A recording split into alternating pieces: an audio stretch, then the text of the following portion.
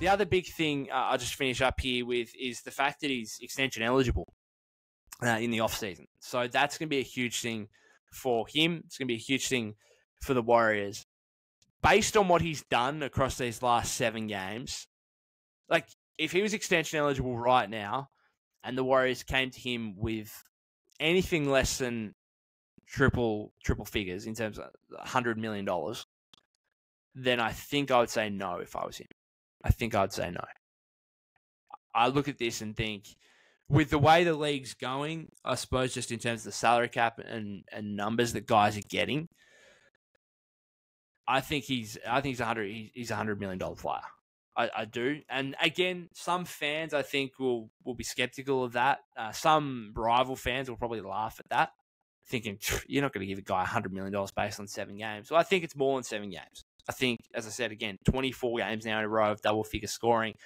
And sometimes you've also just got to pay on talent and the trajectory of where these players are going. If you look back at the Jordan Poole one, now you can look back and say 4 years, 128 was stupid, ridiculous. That's one of the worst contracts in the league now. At the time, I don't think it was. That was just the going rate for an explosive young guard who's looking like he could be an all-star level player in the future. That's kind of where Jordan Poole was at, coming off a championship after his 3rd season. That was the kind of level, and that's what Tyler Hero got paid. That's what like Anthony Simons got paid. These kind of explosive guards who can be 20-plus point per game scorers. And so if you are a 20-point per game scorer, and we're talking about JK establishing himself as such, then that's $100 million. It just is. And the Warriors are going to have some decisions to make because they've obviously got Klay Thompson needing a new contract, Chris Paul, who's got a $30 million option for next season, which I don't think anyone believes any team will pick up, regardless of whether he's at the Warriors or if he gets traded in the next week.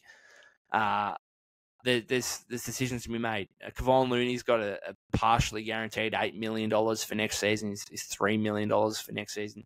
Gary Payton II, I think, has got a player option, which he's obviously going to, I think, given the injuries, he's probably going to pick that up.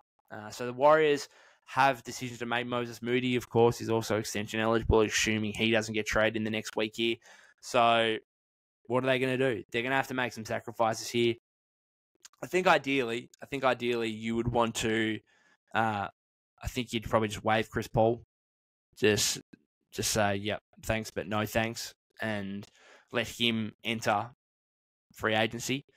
I think you try and bring Klay back on a number, probably nearly half of that $43.5 million that he's making this season, somewhere between 20 and 25. And then hopefully JK, maybe if he continues to do what he's doing, maybe the franchise is comfortable with giving him 4 years, $100 million. And even then, if he continues to do what he's doing for the remainder of the season, maybe that all of a sudden bumps up to 120. That's like not out of the realms of possibility. That by the end of this season, we're saying, okay, to re-sign this guy, to provide him with a contract extension, you're going to have to fork out 4 years, $120 million.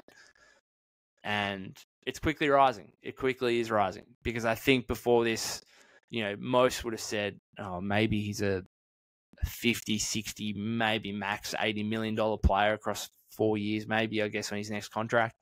Now it's like, oh, no, he's 4 years, 100. Yeah, I think he is. And that might be being conservative in, the current NBA, modern NBA, where, we're basically nearly exceeding $60 million per season deals for players. $25 million is actually... $25 million is kind of the old $15 million now. And I think that's, as fans and analysts, that's how we've got to kind of view it.